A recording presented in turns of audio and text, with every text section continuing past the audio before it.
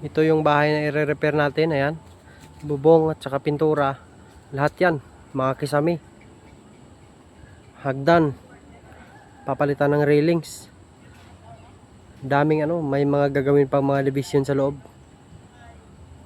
Sobrang dami ng dyan, mga gagawin natin. Ito pang gate, ito isa rin to sa sa i-repair. Yung poste niya na yan, nakatumba.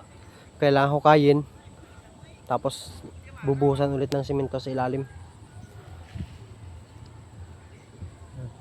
Pero dapat bago siya buhusan, gagamitan mo na ng chin block para i-align sa maayos. Dito i-connect yung chin block sa kabila. Ayan.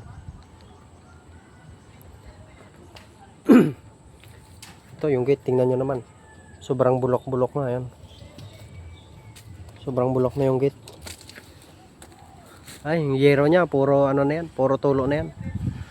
Halos kalawang na lahat. Kaya pinagtatabas muna namin yung mga puno dyan sa sa paligid.